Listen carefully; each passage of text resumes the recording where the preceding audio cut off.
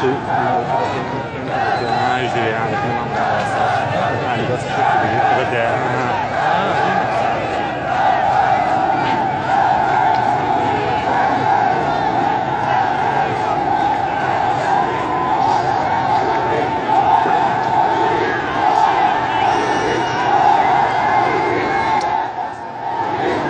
بیرانی خۆشەویستی تەلەڤیزیۆنی پەرتۆ لەم بەشە لە بەرنامەکەمان وتوێژێکمان هەیە لەگەڵ ساڵحی سەرداری سەبارەت بە تازەترین مەسایل لەسەر مەرگی فەرینازی خسرەوانی. هەروەک ئاگادارن پاش مەرگی فەرینازی خسرەوانی هەڵچوونێکی جەماوەری ڕوویدا و خەڵکێکی زۆر ڕژانە خیابانەکان و هۆتێلی تارایان هۆتێل تارایان ئەگرت هێبەردا. دوای ئەم ماجەرایە و نەڕزایەتێکی وەسیع کە لە بەشەکانی تری کوردستانیش ڕوویدا، دەوڵەتی جمهوری ئیسلامی کەوتە تەقەلاو و هەروەها ساحەب هۆتێلەکەش هەر کامەی لە ڤەرژنێ لە واقعە لە یا سناریۆیەک باسەکەن. ئێستا بە پێوەی کە ئەو سناریۆیانە کامەی ڕاستە یا ناڕاست، ئایا ماهیەتی ئەم مەسەلە فەرقەکات؟ ئایا قەوانینی زیدی ئینسانی ژنان کە لە جمهوری ئیسلامیە باوە و لە توولی 36 ساڵە تەلاشی کردووە جێی بخات و یاخۆت بیرروبۆچوونی پیاوسالارانە لە کۆمەلگایە کە دژی ژنن، هەموو ئەم مەسایلە لەگەڵ ساڵحی سەرداری باسەکەین کە سەرنجدانی بۆ ڕاکێشن. ساڵحی سەرداری سپاس بۆ بەشداریت لە ڕێگەی تەلەفۆنەوە لەگەڵ ئێمە. منیش سپاستان دەکەم. ساڵحی سەرداری هەروەک گوێ لە قسەکانم بۆ سناریۆی جۆراوجۆر لە مەوردی مەرگی فەرینازی خسرەوانی باسەکرێت. ئەمە هەر کامی ئەگەر حەقیقەتی ببێت، ئەوەی کە لە سەرەتایە وتیانە قەستی تەجاوزیان پێی بووە و دواتر بە پێی ئەسنادێکە چەندە سەحەتی هەیە باس کراوە کە لەوەی کە نا بەڵکو بە جۆرە ئێرتباتی بۆ لەگەڵ ئەو کەسەیە. ئایا ئەمانە هەر کامێکیان ڕاست بێت فەرقێکەکە لەوەی کە ئەم قەوانینە ئەم یاسایە و یاخود ئەم نۆع لە فەرهەنگی مەرسالاری لەناو کۆمەلگایە بۆتە باعسی مەرگی فەرینازی خسرەوانی؟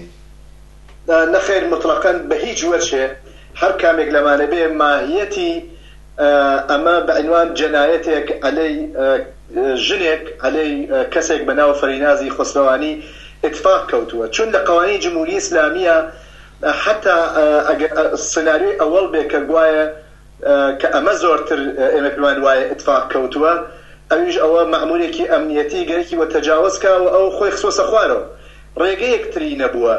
یەکێ بۆ نەیتوانێت دفاع بکە. ئەگەر دفاعیشی کردایە فەرز بیدایە لەو کابرایە، ئەو کابرایە بکوشتایە لە ئەسەر ئەم دەرگیری فەریناز لەگەڵ مەعمولی ئیطلاعاتە، سەرنوشتێک وە ڕێحانەی جەباری تۆ و من و هەموو خەڵک لە ئێرانە بە جۆرێک ئاگادارە لە انتظاری فەرینازی خسرەوانیا بوو. کەسێک مەعمولی ئیطلاعاتی سەرحبانی جمهوری ئیسلامی تەجاوزی کرد یا قەت تەجاوزی بوو بە ڕێحانەی جەباری، وەختی دفاعی کرد لە خۆی و ئەو بنیامە کوژرا، ئەوە بوو ساڵی لەوبەر یا چەند مانگ لەوبەر دوای چەند ساڵ لە دادگای بێدادگایی جمهوری ئیسلامیە ڕێحانەی جەباریان محکوم کرد بە ئەعدام و ئەعدامیان کرد. و ئەمە کەسێکی وەکو فەریناز وەختی بینی لە قەزەی ڕێحانەی جەباری و ئەو نەوعە لە ئەوانە کردوەسۆ مەرگ و ئەعدام لە ئینتزاریا بوو، بۆیە سعی کردووە کە لە دەست ئەم تەجاوزە خۆی نیشان بە خۆی نەجات بە و کەوتۆسە خوارەوە بەداخەوە گیانی داستاوە. بەشێکتر ڕەوایەتێک کەس دارودەسەی جمهوری ئیسلامی صاحب هۆتێلەکە متهمەکە کە مەعمولی ئیطلاعاتی بووە لەگەڵ ئیمام جومعە و بەشێک لە ئیسلاح طەلەبانی کووردا ئەم ڕەوایەتە گرێکیانە قاڵب بکەن. ئەویش ئەوەیە کە گوایە فەرینازی خسرەوانی لەگەڵ ئەم کەسە داوطەلەبانە خۆی رابطەی بووە. مێژ نەو حاڵەتیشە حتا گەر ئەم ئیتفاقە کەوت بێ و رابطەیان بوو بێ، وەختێ زانیویانە و صاحب هۆتل بە قەرار خۆی تەلەفۆنی کردوە بە خانەوادەی فەریناز قەوانینێک وا لەوێ حکومەکە وا لە جمهوری ئیسلامیە هەست بە عنوان زەنا و بە عنوان رابطەی خارج لە ئیزدواجی قەوانین جمهوری ئیسلامی ئەمە محکومەکە بە سەنسار و یا سنەتگەرێکی پیاو سالارانە کە ئیتر ئەگەر حتا زینوش وایە ئەگەر حتا سەنسار نەکردایە ئەم سنەتی پیاو سالارانە و عەشیرەتی و عەقب ئوفتادەی دواکەوتوانە وای ئەکرد وا لە ئینتزار فەرینازا بوو کە هەتا آخرین لحظەی عمری حتا ئەگرمایە ئەم ئینسانە خۆی بە تەردکراوە زانی، خۆی بە منزەویە زانی و ئەو بێ ئابڕوو خۆیە زانی. ئەمە لە هەر حاڵەتێکە هەر کامێکیان ئەم دوو سەناریۆ دروست بێ، من پێم وایە قوانینێکی پیاوسالانەی ئێرتجاعی، قوانینی سەنگساری جمهوری ئیسلامی، قوانینێک وە ئەگەر ژنێک دفاعکە لە خۆی و دفاعکە لە خۆی هەر مەحکومە چون نیوەی پیاوەوە ئەکوژرێ، ئەم ئینسانە ناچار بووە خۆی بخاتە خوارەوە و بەداخەوە گیانی دەستاوە. بۆیە من پێم وایە ماهیەتی ئەم دوو ڕەوایەتە هیچ فەرق ناکە، چه ئەوەی کە گەلێکیان طریق قانون و ئەڵێن رابطەکە خۆی تەرەفدار بووە، چه ئەوە لە تەنزی تەجاوزا خۆی سوێتەوە، یەک ماهیەتە جەنایەتە و جمهوری ئیسلامی و قوانین جمهوری ئیسلامی و سنەتهای پیاوسایانە و عەقەوفتادە مقەسر ئەسڵی. ساڵی سەرداری بۆەوەی کە ئیسپاتی کەن گوایە بردویانە دوای مەرگی ئازمایشی بکەن بۆ ئەوەی کە بزانن پەردەی بەکارەتی ماوە یان نا. ئەم دیاردە دزێوە چییەوە؟ تۆ چۆن نێبینیت؟ تێنەگەیشتم، زەحمەت لێ تکراری کەرەوە. گوایە دوای مەرگی و بۆ ئەوەی ئیسپاتی کەن کە بەڵێ ئەم بێگوناهە یا هەرچیەکەیە، بردیانە بۆ پزیشکی قانونی و مەسەلەی پەردەی بەکارەتی ئازمایش بکەن کە ئایا بزانن پەردەی بەکارەتی ماوە یان نا. ئەمە دیاردەیەکی دزێوە کە تەنانەت دوای مەرگیش ئەم قوانینە گەندەڵا دەست لەسەر ژن هەڵ ناگرێ. تۆ ڕاستچیە بەرامبەر بەمە؟ بەنظر من بەشەریەت لەم دەور و زەمانە هەمچین قوانینی وەختەی بینێەوە دوای مەرگەشێ شەرم کات و بە تایبەت جمهوری ئیسلامی قوانینی واقعا شەرماوەرە بۆ دەورەیە کە ئێمە تێکەوتین و ئینسانێک دوای حتا ئەوە گەرەکیانە بۆ ئەوە بزان کە چییە بن بۆ پزیشکی قانونی ئەوانە. و ئەمە لە قانون جمهوری ئیسلامیە لەم سنەتە عەقەب ئوفتادە و دواکەوت و پوسیدانە ژن بە تەمەلوکی کەسێکی تر بە تەمەلوکی قوانین نەزانن، نە ئەوە ئینسانێک ژنێک صاحب تەنی خۆیەتی، صاحب جسمی خۆیەتی و ئەمە غێرە ئینسانی ترین و بەنظر من ناحەقترین مەسەلەیەکە کە ڕووی داوە. بەنظر من ئەشێ لایەن هەر ئینسانێکی ئازادی خوازەوە هەر تەشەکولی ژنان و نەهاتگار وا بۆ شتگەر پێشڕە و چوزانم بەرامبەر بە شتی دواکەوتوانە و ناحەق مبارزەکەن ئەشێ لە مەقابڵ یا بێزاریەک و ڕق و تووڕەیەک نیشان بدەین کە دوای مەرگیشی ئەم قوانینە لە جمهوری ئیسلامیە هەست، ئەم سنەتانە هێشتا عەمەڵەکە کە ئەچن دەست بە ئەو کارە ناشایستە ئەکەن و بۆ ئەوە کەسێکتر بە گوناحکار بزانن و ئەو شتەوە خۆیان دایانناوە. ئەو سناریۆوە ئیمام جومعە و ئیطلاعات و دەستور پێوانەکانی جمهوری ئیسلامی لە کوردستانە وەکو ئیسلاح تەڵەبانی کورد دفاعی لەکەن، ئەو سناریۆچێتە بەرەوە. بەنظر کارێکی نائینسانیەوە ئەبێ لە مەقابڵیان بێسێ هەر ئینسانێکی شەرافتمەند ئەشەیە مەحکوم کات. ساڵ سەردانی یەک دوو پرسیارەکەش مەیە، بەڵام تکایە تۆزێگە کورتە جواب بدەیتەوە بۆی کە پێڕا بگەم بە هەموو پرسیارەکانە. سەلەفیەکان لە کوردستانە ئەوانیش خۆکەوتون بەرامبەر بە ماجەرایە، دیارە لە مۆزەی ئێرتجاعی خۆیانەوە. ڕای تۆ چییە بەرامبەر بە مۆزەگیری ئەوان؟ ئەمانە زەڕێی حەقانەتیان نییە. لە قوانینی سەلەفیەکانە ئیتفاقاً ئەو قاینەوە جمهوری ئیسلامی هەسی ئەوان خراپترە و لەوان باشتر نین. سەلەفیەکان هەر داعشەکانن کە خۆتان نەزانن دوای 1500 ساڵ کە کردویانە ئێستەش بەداخۆ سەدها و هەزاران ژنیان بردووە لە بازاڕەکانی مووسڵ و دوبەی و ئەوانە ئەیفرۆشن وەکو دەورانی محەممەد و سەدری ئیسلام و کارەکەن. بەداخەوە حتمەن ئێوەش بینندگانی ئەم تەلەڤیزیۆنە دیویانە کە لە بازاڕەکانە کە چۆن بە حورمەتی ژن تەوهینە کرێ و ئەیان فرۆشن لە بازاڕەکانە بە شێخە مرتەجعەکان لە مەقابڵ $500 و $1000 ئەوانە. ئەمانە ئیتفاقەن یەک زەڕ حەقایەتیان نییە. ئەمانە شایستەی ئەوە نین، خۆیان بە شدەت هەتا مێشتی ئێسقانیان هەتا مۆخ و پۆسیان زدەژنن و ئەمە لە تەقابڵ لەگەڵ بەشی شیعەگەری و ئەوانایە کە گرێکیانە بێن لەم مەسئلە سویسواکەن. ئەوان لە هەموو کەسێ مرتەجعترن، ئەین جمهوری ئیسلامین عين داعش ونظر من نابي يكزر ما يعني بي بدري كلام مسألة دخلات كان بيش داعش سجى خوتان همان أوانن وال بازار كان موصلة خليك الجناني الشنغالو يزيد يكان فروش. پرسیارش کاوەیە کە ئەم دیاردەیە کێسا لە کوردستان هەیە طبعاً بەشێکی لە خەڵکانی کەسانێکن کە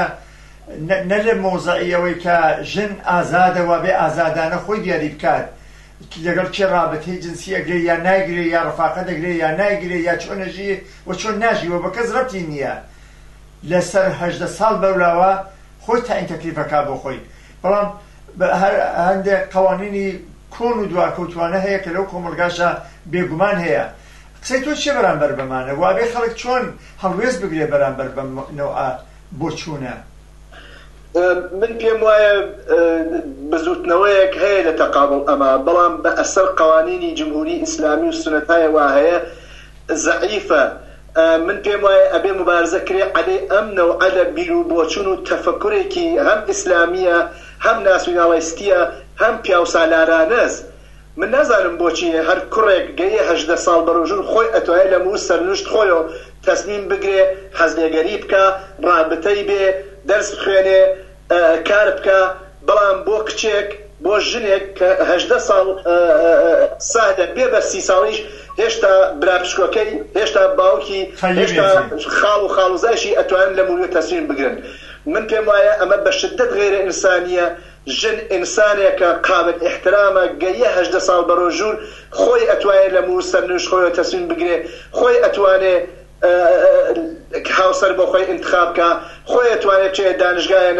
نەچێ خۆ تەبعەن لە مەقابڵ ئەم بیر و بۆچوونە کە پێشڕەوانەیە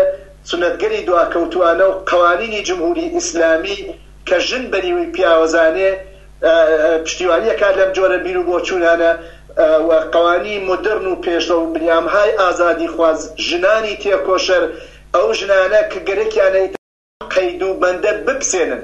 گەرەکیانە خۆیان سەرنوشتی خۆیان تەعینکەن خۆیان ئایندەی خۆیان تەعینکەن نابێ من بە ئەوە بن و بەداخەوە تا ئێستا زۆر بەداخەوە زۆر کەس بە ئەسەری ئەم قوانینە خۆیان کوشتووە خۆیان سوتارووە من پێم وایە ڕێگەی ئەوە نییە پێم وایە تەنیا ئەتوانن بە هاوفکریەک بە کۆبوونەوە دەوریەک بە ئەوە تەشەکل دروستکەن بە ئەوە کانون دروستکەن بە ئەوە ئەنواع و کۆڕ و گروه بنێن بەیەکۆ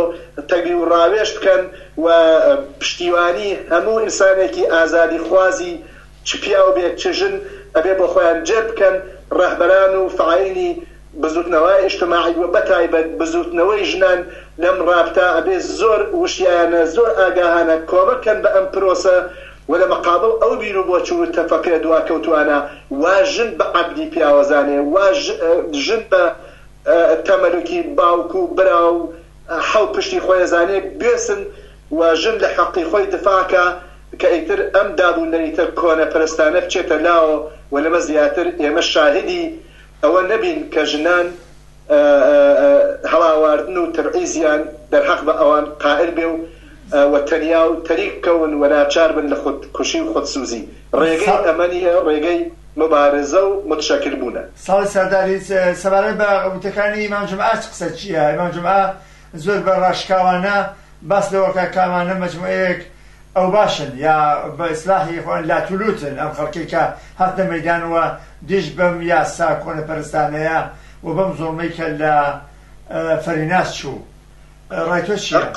قسەی من قسەی ئەو خەڵکەسە و تەڕێیان ورد نەکرد بایی توورێک ئەرزش نەبوون بۆ قسەی مزدورێک وەکو ئیمام جومعەی مەهاباد و باقی ئیمام جومعەکان زۆر تەبیعیە ئیمام جومعە بێت و دفاعکە لە قانون جمهوری ئیسلامی بەسەعیکە لە بەرامبەر ئەم اعتراضە بەرحەقات بێسێ بۆ ئەوە ئەگەرم کارەنەکە بۆ ئەوە ئەگەر دواکەوتوی بۆ ئەوە ئەگەر شتی ناحەق و ناڕەوا و جەعل و درۆ دەرخوارد خەڵکنا جیرۆماجبەکەی سەرمان پێنان دەرنەتیجە ئەمانە هەم لە خزمەت قانون جمهوری ئیسلامیە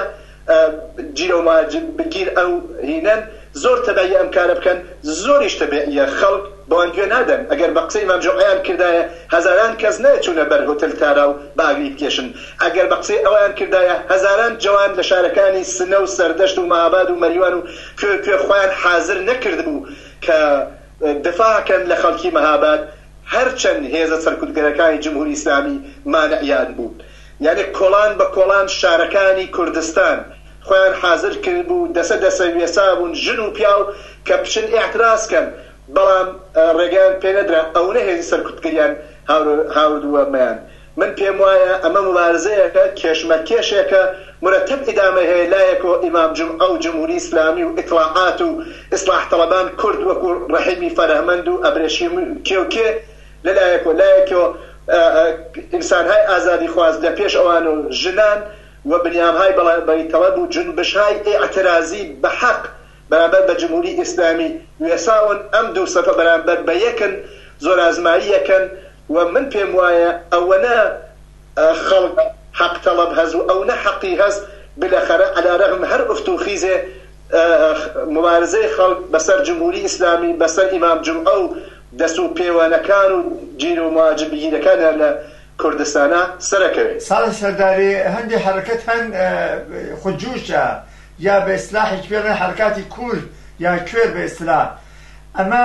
ئەم نوع لە حرەکاتە خودجوشە چۆن ئەکرێت یەکان گیر بکرێت خەت بدرێت و ڕۆشنتر و شەفافتر بێت بۆ ئەوەی کە بتوانێت جەماوەرێکی هەرچی زیاتر بە متالباتێکی جدی ڕادیکال و ئینسانیەوە کە ژنانی تیا بەرخۆ جوانان و توێژەکانی تری کۆمەڵگا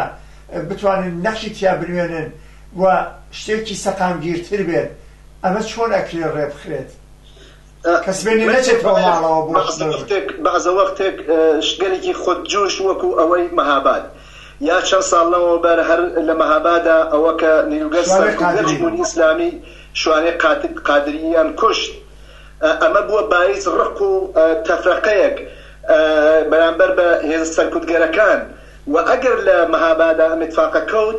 ئەوەنە خەڵک ئامادەگیان هەیە لە شارەکان کرا و ئەوەنە حازرن بە شوێن فرسەتا ئەگەڕێن ئەز جملە لە شارەکان ترا مەسەلەیەک وەکو قەتڵی عەمدی شوانەی قادریان کرد بە مەسئلەیەکی ئیجتماعی و بەرامبەر بە سەرکوتگەران هاتنە خیابانەکان و حتا شارەکانی کوردستان لە ئەسەر فەراخانی هێزە سیاسیەکان لە کوردستانە کێشاد بە ئەحسابێکی هەمەلایەنەوە تەواو شارەکانی کوردستان بوو من پێم وایە ئەم حرەکەتە خودجوشانە بەعزە وەختێک وریایی تایبەت خۆیەوێ و بە خۆشبەختانە ئیسا واسە ئەگەر لە شارێکا متفاقە ئەقۆمێ نیو سەعات دوای ئەوە هەموو شارەکان نەتەنیا شارەکان کوردستان شارەکان ئێران و لە خارج لە کشوەریشا دەنگاتۆ ئەکرێ ڕەهبەران و جنبشای ئەترازی فەوری ئەم هەلە بقۆزنەوە و چوزانم خۆیان ئامادەکەن و ئیدامەی ئەم وەزعەبن کە ئەجمە لەموو شوانەی قادریەوەدایەن بەڵام شتگەلێکتر هەست خۆت ئاگاداری لە هەفتەی ڕابردووە شاید یەکمان ڕابردووە حسابێکی عەزیم و قدرەتمەند کە بەخواستهای زۆر ئینسانی زۆر بەرحەقیان هەیە ئەویش معەلمانن هاتنە خیابان و داخوازەکان و مەتاڵبات خۆیان مەترەح کرد و جمهوری ئیسلامی نەیوێرا پێیان لە مەقابلیانە تۆزێک کەنار هاتووە چون زۆر عەزیم و قدرەتمەند بوو من پێم وایە ئەم نەوەرە ئەترازات ئەتوانێ یارمەتی دەری ئەو نەوعە لە مبارزاتی خودجوش بێ پێم وایە کۆبوونەوەی داهاتووی معەلمان لە مەهاباد لە سەردەشت لە سنە یەکێ لە خواستەکانیان بە نەزەر من ئەوە بێ کە دفاعکەن لە خەڵکی مەهاباد بۆ ئەو ئێعترازەوا کردیان لەسەر مەسەلەی فەرینازی خسرەوانی و خوازیار ئەوە بن عامڵینی قەتڵی فەریناز محاکمە بکرێن و دادگای بەرحەق و عادڵانەی خەڵک خوازیار ئەوە بن کە